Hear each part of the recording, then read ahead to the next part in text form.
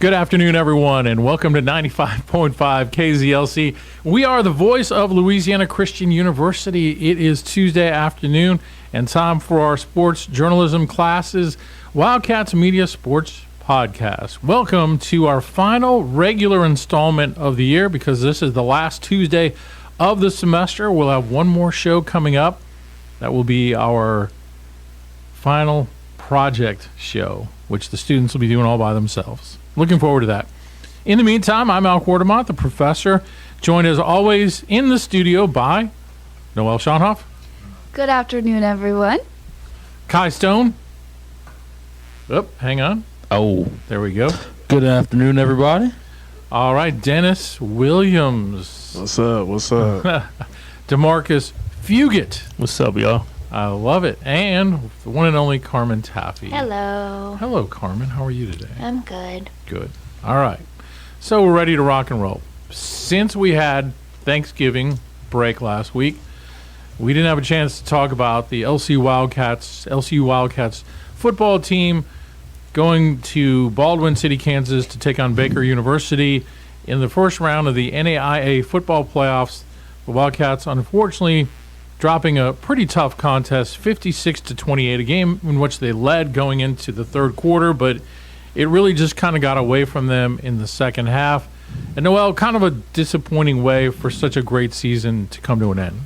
Yeah, it definitely wasn't the way we wanted to see it go down. And, the score doesn't reflect the game at all.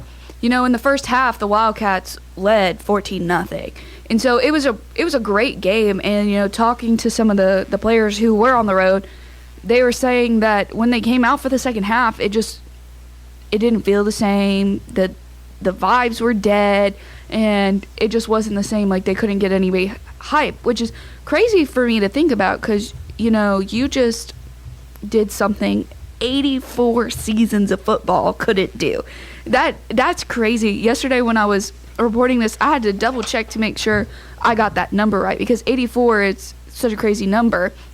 So, but it's just a legacy that they can build on now. All the great things have to come to an end, and not every season is that storybook season where you go undefeated and you win the championship, like the 2019 LSU Tigers did. Not every season is storybook. So, great things come to an end. But with the conclusion of their season brought many new things and accolades and opportunities for other players. I know a lot of those players are going to that Senior Bowl and are trying to actively get to other places in hopes that maybe their football career can go on. I know that's a plan. I know not for everyone it won't happen, but, it's a good thing.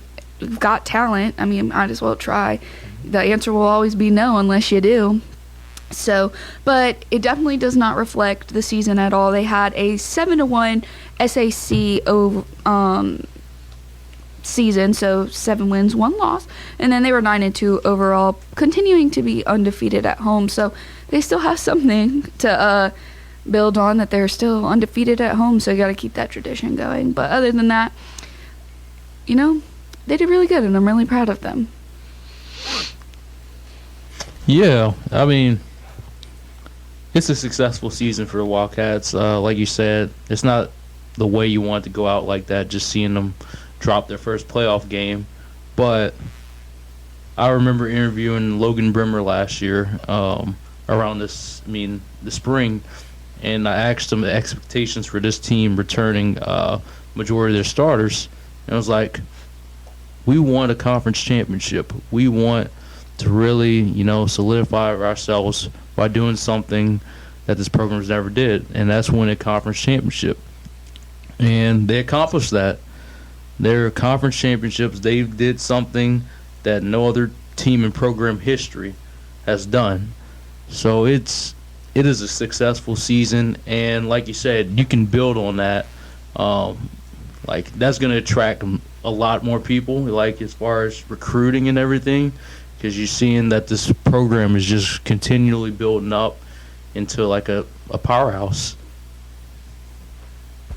For sure, and I think it speaks to the direction that the program is heading.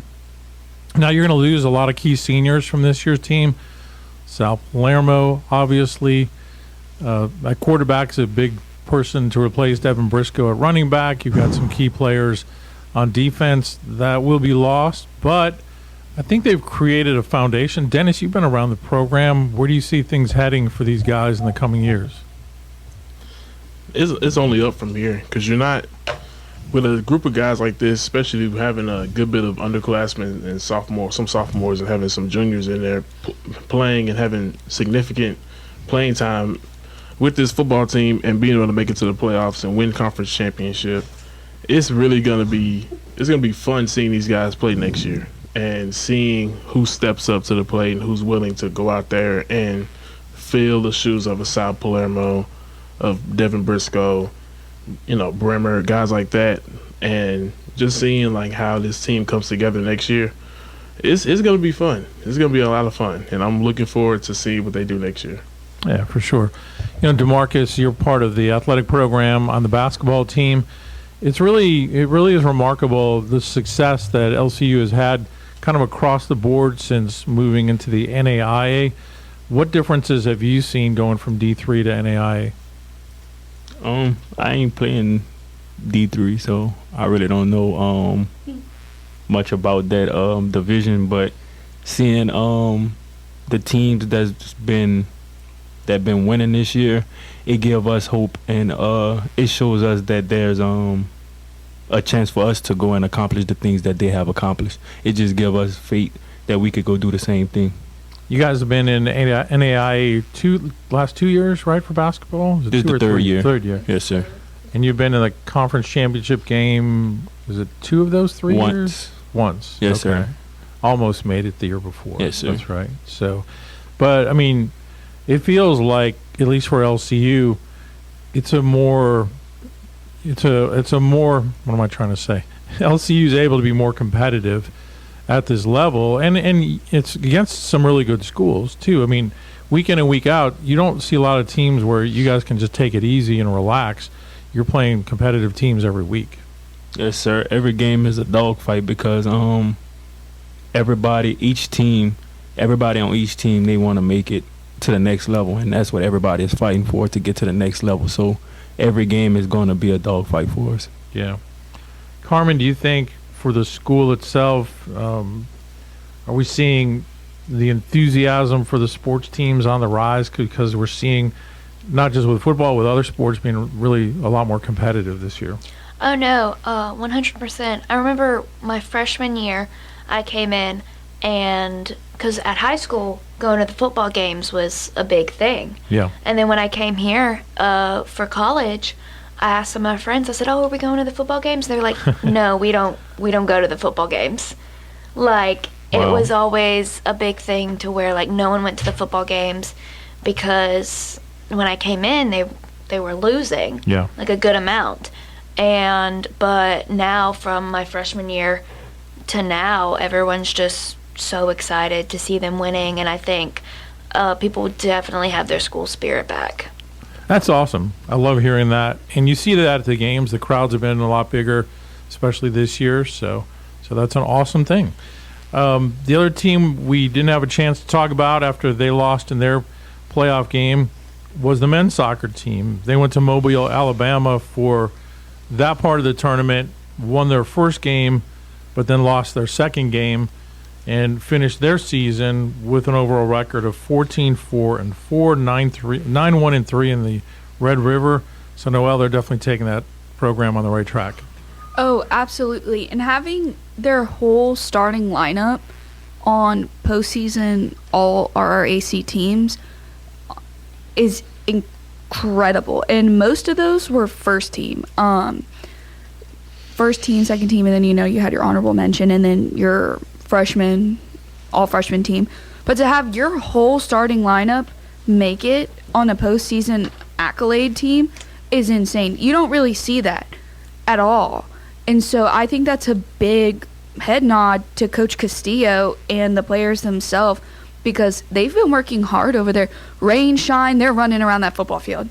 I swear. It could be cold outside. They've got their bright green jackets on, and they're running around that football field. So I think it's a head nod to Coach Castillo that his program is working. The leadership is working. they made it to round 2, not just round 1. So they kept going on. And, the game wasn't what they hoped it to be. But, again, it's just building on that legacy of what they can do next year. Because before Coach Castillo got here, soccer also was, again, I've said it before, men's basketball and men's baseball were the only sports that you wanted to watch. Like, everything else was a joke. So he's really changed that program around, and it's really interesting to watch. And the players on that team care so passionately about each other in the sport that they play. I don't think I've seen a team more passionate about the game that they play, and that's coming from someone who played with a passionate team. That team is sport, like soccer is their life. So it's really cool to see. Yeah, like I agree. I've been around, living in the dorms. I have a couple of residents that's a bunch of soccer players. Like a couple of them that, just always getting back late. Just always eating at the cafeteria around 6:30 whenever it's closed, like 6:37. That's the time whenever the soccer players roll out, because that's really the only chance they get to eat, because they only have practice. They eat, sleep soccer. Like, even in their free time, you can hear them kicking balls, like in the dorm, like for real. Like anybody in Tudor Hall or Evie or something like that, you will hear soccer balls being kicked. Like, they love soccer. So, yeah, that's pretty cool. Good insight there. So, that pretty much concluded the fall sports season. Now we make the transition fully into the winter sports season, which for the rest of this year and maybe the early parts of January will just be men's and women's basketball before we see baseball and softball, Wow. start up. Oh, come on. I corrected myself. I caught myself there. So, all right. So, DeMarcus, you guys ready for the spotlight now? We focus on hoops for the next couple of months, hard and heavy, until the end of February or so. You guys ready? Yes, sir. We just working out a couple nicks in our team with injuries and a couple players that was ineligible this first half of the season. So once we get everybody back healthy and everybody back to the team, I feel that we can make a strong run in conference. And you've got a road trip coming up this week when you'll play at Texarkana on Thursday. Always a tough team to play and a tough place to play. And then you'll be coming back to LSU Shreveport on Saturday at 4 o'clock. And we know what those matchups have been like the last couple of years. So how do you guys feel going into two tough road games? We feel that these two teams is the top two teams in our conference that's going to give us the toughest challenge. So we're really going to prepare hard for both games. But for LSU, they're ranked number 8 in the country as of now. So we really have our eyes on that game. Yeah, and you've had some great battles, obviously, even in the postseason as well. So looking forward to seeing how y'all do, for sure. Yes, sir. The women's team, they got a win last night, 73-60 over Wiley University, the now school of the one and only Malik Cooper, assistant coach on the men's basketball team. But the women were trailing at half, only to storm back and win that game 73-60. In the third quarter, they held Wiley to just 6 points. So, Noel, you were there. What were your thoughts on the effort of the women, especially in that second half?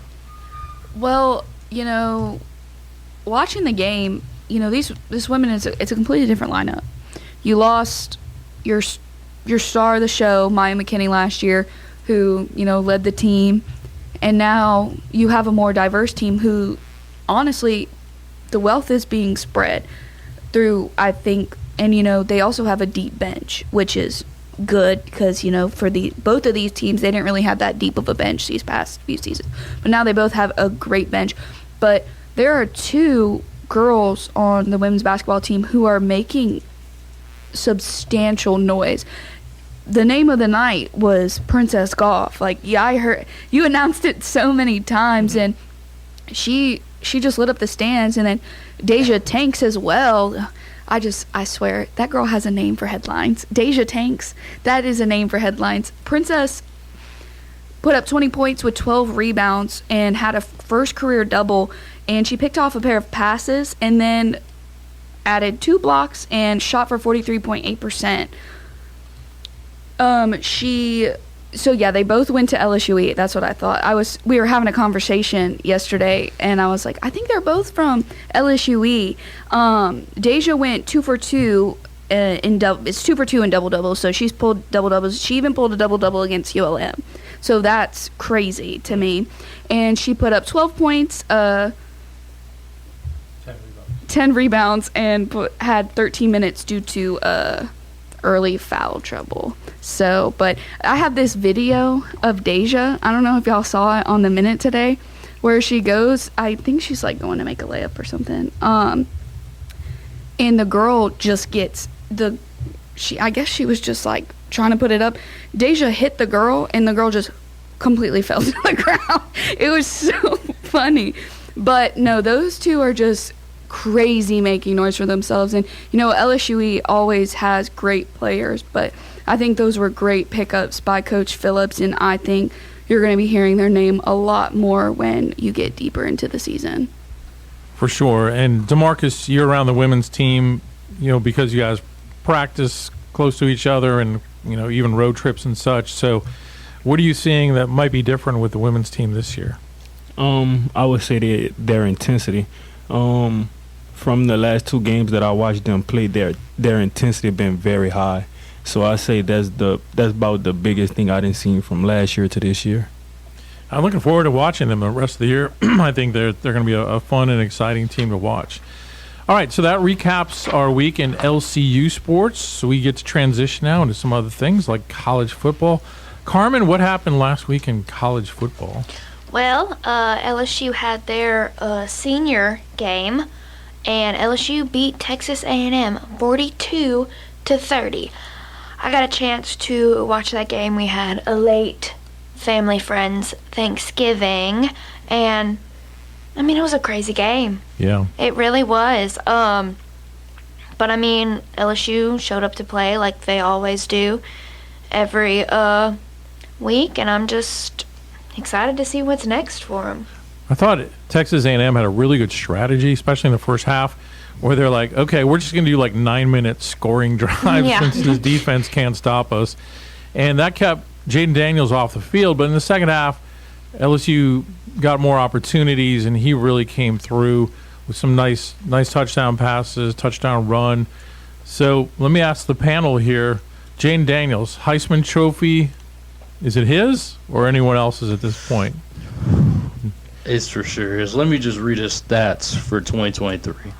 And I believe that will tell the argument at this point.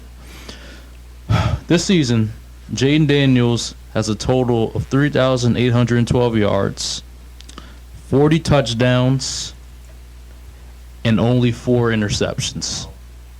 Like, that is just insane. Like, that's like a 4-to-1 TD ratio. Like, what in the world?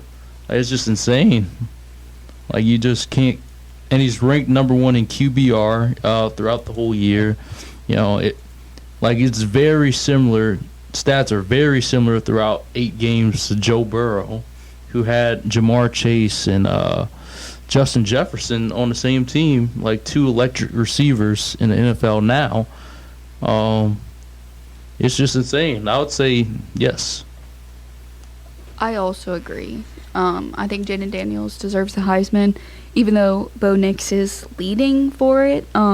There's been a lot of, comparison to when Joe Burrow, my love, won his Heisman trophy, and I think they did it out of the first, I don't know how many games they had done it, but Jaden Daniels' stats were better than when Burrow had went up in 2019.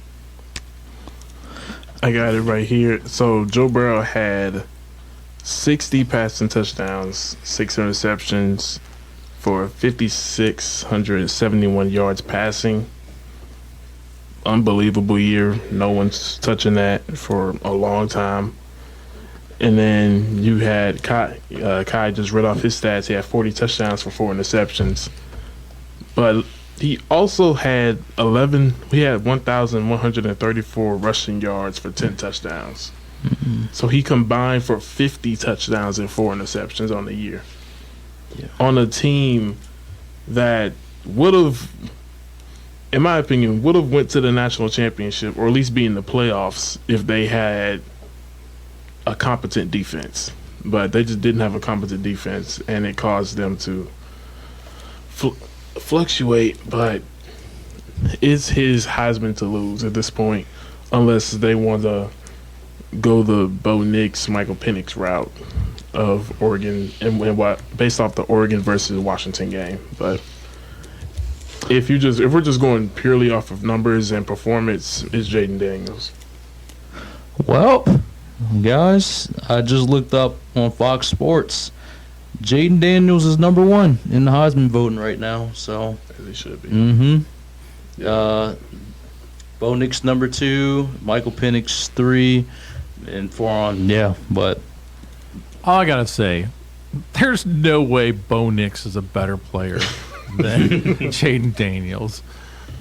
I mean, and if he wasn't in the Pac-12, which is really, I'd say overall kind of down this year. I mean, imagine. I mean, Bo Nix couldn't hack it in the SEC. That's why he went to the Pac-12. Yeah. So, yeah, if it goes to one of the Pac-12 guys, I'm gonna be highly disappointed. In all honesty, honestly, I think the second on that list is Jalen Milroe from Alabama. That dude can ball. Did you see what Milroe said in the last game After they won? He said, "Give me that Heisman." Yeah, give me the Heisman. He's playing with a lot. I mean, here was a guy that was basically benched earlier in the year. Yeah. That game at Central Florida, but he is down the stretch played incredibly good football. Georgia cannot sleep on Alabama this week in that conference championship game. I'm just saying it right now. Milroe's the type of guy that can put the effort in to get them a win. absolutely. Bama might make it to the college football playoff if they beat Georgia. Oh, they would. Yeah. Yeah. I think they would for sure. So we'll see. It'll be controversial no matter what. But we won't have that issue next year because we'll be expanding that playoff. 12 teams. Yeah. So I'm looking forward to that for sure. Alabama's win over Auburn, by the way. Auburn lost that game. They did. It wasn't so much Alabama won as Auburn lost. And it was so funny. I saw Barstool repost some TikToks of Auburn fans thinking that Auburn was going to win, and they were like, when we don't win this game. Yeah. But it wasn't that. I mean, in my opinion, it wasn't that good of a game. It was just kind of. I mean, they played. Alabama won. Auburn lost, and that was pretty much it. Yeah. Yeah. That's. I mean, it really, in a lot of ways, wasn't until the end. But the last play of the game, when Alabama throws the winning touchdown, Auburn's rushing two guys so that they can everyone play deep, and then you still let the receiver get behind the defender, and I'm like. That was like the worst execution of defense I think you could ever see. All of which had been set up a couple minutes before that by a muff punt. All the Auburn dude has to do is catch the ball, and they probably win that game. But that's why they play the game. You just never know, right? Yeah. All right, NFL, let's jump over to that. Of course, we had the big 3 games on Thanksgiving Day. How about those Packers, man? Jordan Love getting it done in Detroit. That's like, is that their like 7th straight loss on? Is that their 7th straight loss on Thanksgiving? Something like that. Yeah. Detroit. This is like the best Detroit has been since what? They had Matthew Stafford and Calvin Johnson. Probably so. And you lose to the Packers. But I will say this: the Packers are playing better football, and Jordan Love's starting to figure it out. In fact, I saw on Twitter they posted Jordan Love stats versus Jalen Hurts. They're basically the same. Basically the same. So he's kind of having a quietly good year, better than people realize. Yeah. So, and they're starting to play defense now, which is good. They traded those 2 guys, and they're playing better ever since. Dallas beating Washington 45-10 was no surprise. What was a surprise was Dolly Parton coming out at halftime dressed as a Dallas Cowboy cheerleader. It was amazing. You like that? Oh my gosh! I mean, That was surprising. I saw a bunch of posts where it was like, "Oh, I didn't even know. I thought they were bringing out a cheerleader that they were recognizing from their last Super Bowl," and people were dogging on her for her looks, but she's like 78, 77, and still out there singing. Yeah. And also making a whole new record because she's making a rock album because she got inducted to the Rock Hall of Fame. Yeah. Get back to me when you're 77 and doing the stuff that Dolly Parton is still doing. Well, for some of us, that's not that And far then away. compared to Jack Harlow's halftime performance, it literally was just a circle. I saw another TikTok where it's like what America's seeing. And it was like Jack Harlow singing everything, and it's like what everyone else is seeing. And it was just, his set was like just a circle. Yeah. It wasn't performed for anyone at the game. It was just performed for TV. And 98% of the people watching had no idea who Jack Harlow is. So, Exactly. I suppose everyone knows who Dolly Parton is. So, and then that night, the 49ers beat the Seahawks. Move on. They had the first Friday game I think they've ever had, Black Friday game. Dolphins beat the Jets. And the Jets losing in the most Jets way possible with the interception on the Hail Mary that gets returned all the way for a touchdown. So that is just typical Jets football. A couple other key highlights from the weekend. Noel, Steelers beat your Bengals, but it's because Joe Burrow is done for the season. So they're not my Bengals anymore. What? Okay, if Joe Burrow's not on the team, neither am I. Oh, my. Bandwagon. Bandwagon. Kai, you're on 20 different teams across 20 different sports. Wrong. Basketball, I'm a Phoenix Suns fan. He's a Kevin Durant fan. Exactly. So if Kevin Durant moved, you'd move. I'm the same way with Joe Burrow. And so wherever Joe Burrow goes, I shall follow. Okay, if he goes to Alabama, let's just say in the How would he what? go to Alabama? If he coached Let me How say would it he go to hypothetically. Alabama? But he Hypothetically, didn't. hypothetically, But in he whatever multiverse, Joe Burrow ends up in Alabama, and he's not at LSU. Would you still like Joe Burrow? No. Okay, That's yeah, because insane. I discovered him through LSU. What if he decides he wants to coach there? I don't think he would do that. You'd be surprised. This is why we don't live on what ifs. That is true. But anyways, back to y'all's Bengals. Man, my Browns lost to the Broncos. Yeah. The Broncos have been on the roll. They've won like what, 5 in a row? Yeah. And I mean, you not only had lost Sean Watson, then your backup quarterback got hurt in that game. And then That was the pretty Saints bad. lost as Oh. per usual. The Saints were atrocious on Saints were Sunday. bad. 24 to Saints are bad. 15. They had 5 field goals because they couldn't score a touchdown, and Derek Carr threw an unbelievably terrible interception. And then after the game, blamed it on the defender being out of position. Yeah, no, Derek Carr. Weak. Nah. Weak. That's not it. Weak. Well, the Cowboys won. Cowboys did win. How about those Just Cowboys? talked about that, didn't Yeah. Yeah, no. I was talking about Darren Blunt. I don't know Who? his name. The corner for the Cowboys. He Oh. broke the pick 6 record. Oh, yeah, I for did see that. Yeah. That's a Did you guys get to watch the It's pretty Eagles good, Bills though. game? That was a crazy game too. Which in my fantasy league, I'm in the fantasy league with a bunch of other professors here on campus. My teams have been kind of scuffling lately. So I needed this was like a must win for me to stay in the playoff chase. And I wasn't doing well going into Sunday, but that Eagles game lifted me to the victory. Especially the overtime, because Jalen Hurts was running all over the place, and a couple balls that he threw to Devontae Smith. So I was happy with that one for sure. Chiefs beat the Raiders, and I gotta say, ever since he's been dating that pop star, whatever her name is, Travis Kelce is just mediocre. Yeah. He doesn't get you any fantasy points anymore. I might as well get Taysom Hill or something. He's really mid right now. It's crazy. That famous Well, pop he's star in love. or whatever.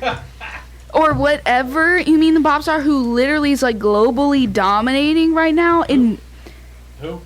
Taylor Swift. Put some respect on her name. Who? Anyways, I'm not a huge Swiftie. I don't know her like the back of my hand, but she deserves recognition. Yes, like Camille. She deserves recognition because, side note from sports, her remaking her albums was probably one of the most, probably one of the best PR things you can do. She's probably made twice the money on these new albums that she's put out. And the little teasers that she's been doing with it, name better PR. Boom. And then she's just an all-around, Guess she told like me. all-around just nice person. I think it was one of her Mexico shows Yeah. that it was ungodly hot. Brazil. It was so hot. She even still had the show, and her whole body was red. She kept on telling security and the people to give them water. At one point she was like, it was 3 rows in the back needs water. Like, she'd stop her show to make sure they all got water, and then a girl died at the show, that Brazil show, and she canceled her next show, where everyone was like, oh my gosh, I can't believe you canceled the show, blah blah blah blah. But she's just a nice human. And that's our pop culture of the day. So, anybody else who wants to diss? You can tell. Can she since she's such a nice person, can she help Travis Kelce find where his hands are? Because this man cannot. That's Exactly. I'm just saying. All I know I'm just saying. The is- guy he's been looking like He's in love. we might need to put Jason Kelce out there tight end because he's out here struggling. telling you, I don't know man. what's going on with When this- Travis. When this dude's your first round pick, Yeah. he can't be distracted, especially down the stretch now. He's got to get focused. Yeah, he Laser focused. He see Taylor Swift in the stands. He start dropping passes. All right, and we won't even talk about the Sunday and Monday night games because they were terrible, like they always are. All right, coming up this week, Thursday, it'll be the Seahawks and the Cowboys. Might be a decent Cowboys. Seahawks. Fugett's got the Seahawks.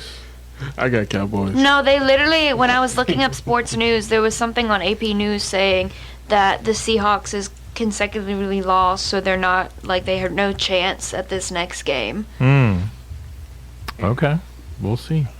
Colts will be at the Titans. Colts. Not much of a game there, All right, you like the Colts? I think so. We got the Falcons and the Jets in another dog NFL game. Give me the Falcons. Jets. Give me the Jets. Falcons. Falcons going to win the division, unfortunately. Saints. Aren't they like 5 and 6? Yes, they're going to win the division. I think the team will win the division with a 7-9 record this year. Yeah. Lions and the Saints. The Saints have to win it, but I have no Give me the confidence. I'm pretty sure the Give me the Lions. Lions. Broncos and Texans, and suddenly a very good game. The Texans. Broncos. CJ Stroud. Man. You love Broncos, man, they just beat the Chiefs, the Bills. Yep. Come on now. Fountain of Youth for Russell Wilson. They beat the best defense in the league. That's tough, man. Yeah, and they beat the Browns. Chargers against Patriots. Another who Give me the cares games. Chargers. Just Cardinals and Steelers. Another who cares game. Steelers. These are all so bad. Dolphins and Commanders. Dolphins will win because they beat all the teams that are under 500. Panthers with their new interim head coach. They fired their coach this week, taking on the Buccaneers. Another dog NFL game. Give me the Buccaneers. Buccaneers. Have the Panthers won a game? One, I think. They One, yeah, but they just fired their head coach. 49ers and Eagles. That's actually a good game. That's the one good game this week Brock Purdy. against. I got the Eagles. Fly, Give me Eagles. Brock Purdy, man. Give me Brock Eagles. Purdy. Man. That's a toss-up game for sure. We got Browns and Rams. Another dog We game. have got to win that game. I have the Browns. They should win that game. Rams just can't move the. Well, they 'Cause can run the ball. They can't pass So I it. think if we lose this game, the Steelers might I win the think division. Stafford has to retire after this year, does he not? He looks terrible. Yeah. Chiefs and Packers. That actually could be a pretty good game too. Give me the Packers. Give me the Packers. All right. And then the Monday night game, another kind of dog game Give me now. the Jaguars. Jaguars. Against the Bengals The that Noel has no love for, even though Jamar Chase is on the team. I don't have. I mean, love an LSU player, but if Joe is gone, I'm a Dolphins fan. I already declared that weeks ago. Don't act baffled. Okay. Don't make a scene. So you're rooting for No. Jalen Waddle, an Alabama player. That is Oh, no, not Tua. Tua. What? You rooting for Tua? Oh, Wrong. my goodness. I like their head coach, Oh, my goodness. Mike McDaniel. Ooh. He's a great guy. He's a great guy. Look up his story. It's interesting. Yeah, no, I've He's seen a the good story. I've seen human the being. story. He's the Taylor Swift of football coach. Thank God. you. I wonder Tyreek Hill's playing worse. Other NFL news. Let's see here. We kind of covered most of those stories. Back to college football. Let's go there for a minute. Coaching carousel has begun. Louisiana Monroe fired Coach Terry Bowden after his 2-10 record in the team's fifth straight losing season. But who wants to go to UL Monroe? I mean, it's not exactly a sexy job, is it? No. Yeah. They, Meanwhile, Texas A&M is, because the good thing about going there is if you suck, they'll fire you and then pay you a lot of money. So kind of like being a Panthers head coach, too. They've fired their last two head coaches and are paying them a lot of money. So Mike Elko is the guy now coming to Texas A&M. Do you think that fan base is fired up that they got the head coach from Duke? And this isn't basketball, by the way. This is football. yeah, and also he's a former defensive coordinator from Texas A&M, so he got a lot of history over there. Got a little connection. That's good. It's going to be really fun, and Duke has Yeah. been really good. They've been really good recently. So They this have is, been. They This have is been. going to be. I just don't know that that's like the big bang hire that you wanted, you know? Yeah, but I believe with his connections and how he was able. I mean, he was able to get Duke off the ground, so I think he'll do a pretty good job at Texas A&M. So This date in sports history, Bear Bryant became the winningest coach in college football history, 315 wins. Those later surpassed by Bobby Bowden. And I think Saban has passed both of them now, right? Is he the winningest all time? I think so. Let me see. I believe that's the case. But 'Cause I believe Bear he- Bryant was before your time. Legendary coach. He was actually born in Central Arkansas. If you ever take the drive from here to Little Rock, if you go up through like Ruston and El Dorado, one of those little towns that you cut through is the home of Bear Bryant. My And for- sister was born in Little Rock. She was. Nice. Yep. And I don't remember the name. Was it Camden, Arkansas or something like that? But anyway, those guys are working on that. Do we know yet? All-time winningest college football coach. It Bobby- says Bear Bryant. Still is Bear Bryant? Yeah, that's what I see. Seriously? I got this from AP News. Yeah. So, Oh, wait 1 second. All right. Wait, Uh, 24/7 says Joe. Wait, Nick Saban's number 4. Okay. yeah, It says Joe Joe Paterno Paterno with 409. That's wins. right. Yeah, Yeah.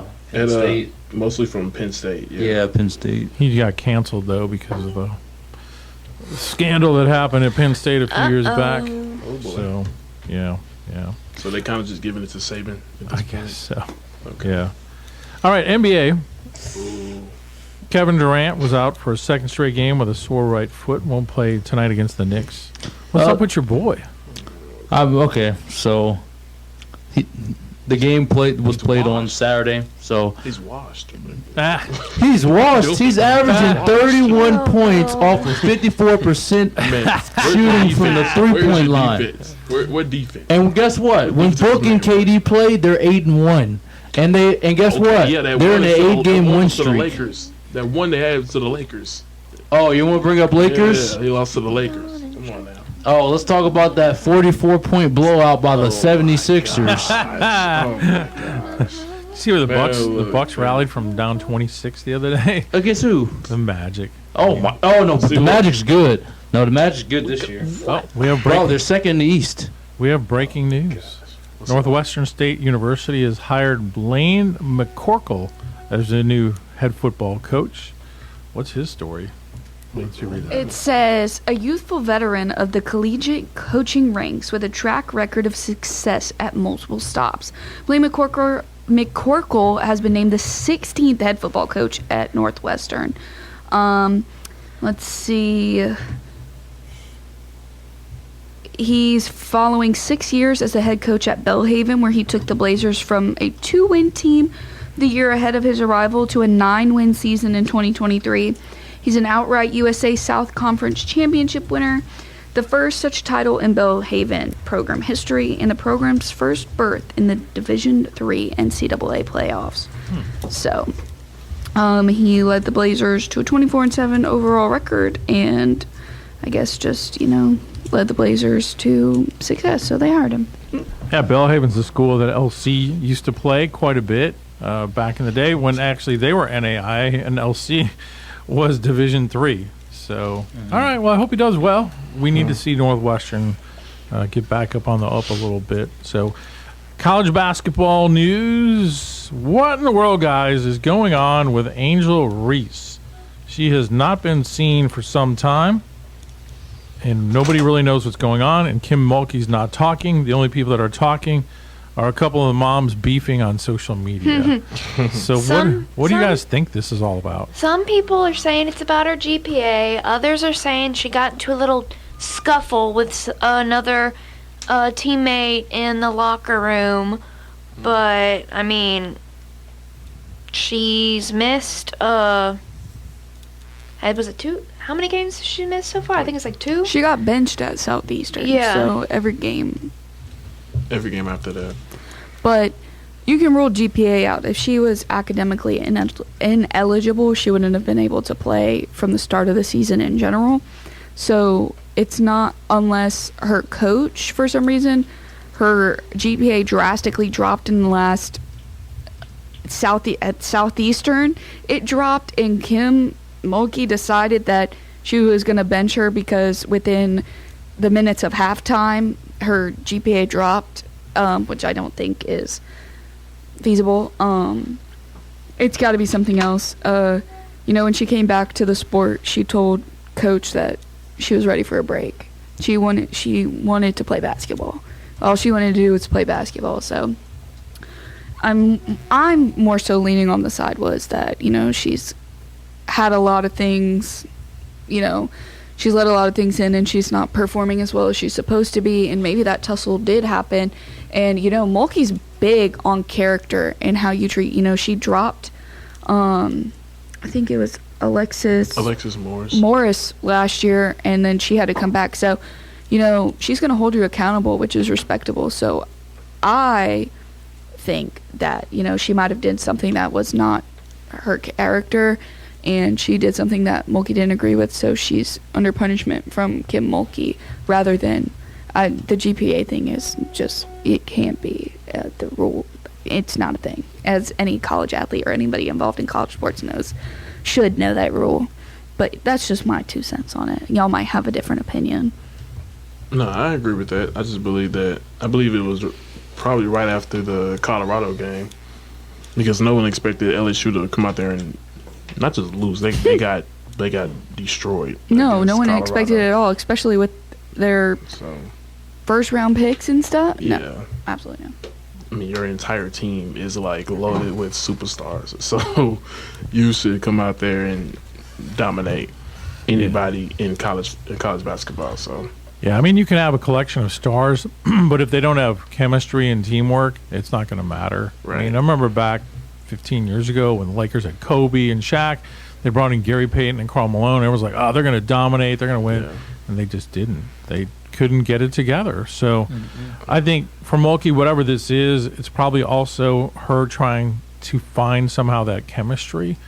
So we'll see. But it's the story everybody wants to know, but because Mulkey's in a market like Baton Rouge, she can actually get away with telling the media to kind of shut their mouths and mind their business, because you would not get away with that in a lot of other sports markets here in the country, for sure. Man, it's like Kevin Durant when he was with OKC and with the Warriors, just couldn't get it done, man. You see, you want to bring up. He's kind of triggering you there, Kai Stone. Couldn't get it done against Remember, Toronto. Kai's a boxer. I wouldn't mess with him too much. Yeah. I want to see you guys spar. I have a lot of. Oh, me and Dennis. We did. You have one time? Oof. No, it was just shadow boxing. Shadow Dennis. boxing. Yeah, that was shadow boxing. I feel like Dennis kind of be like the George Foreman type. Like, try it and throw haymakers. Hitting you hard. Nah, I wouldn't let it. Nah, I try to survive to like the later rounds. Okay. I try to wear you down a little bit. We'll see how that the body shots. If you go against DeMarcus though, he's got the wingspan. It'd be hard to get any of those body shots on him. Woo. Shoot. Well, my fighting style is just rushing in. I'm like Canelo's my favorite block. Canelo Alvarez, which is called Mexican style, which you basically just getting somebody's grill with your guard up. Yeah, that's All right. that's what I did with Jude. All I know is you better not mess with Carmen. Oh, no, fair game. I want no smoke. Or Noel when she's mad. I've No seen it. smoke at all. Yeah. I'm good. Seen Hey, it. Nah, I'm straight. I've Like never little seen. Tasmanian devil. Is it over there. Noel when she's mad? Nah, I'm good. yeah, no. I'll You pick. think I'll you can pick. take me to Marcus? Nobody's scared of you. Oh. All right. See, I'll remember that. See, I be And when I get a picking text it like message, that. That's crazy. where are my pictures? You remember that statement right there. That's crazy. All right. Well, we're about out of time for today. Again, we'll have one last show for you as the final project for our sports media team here.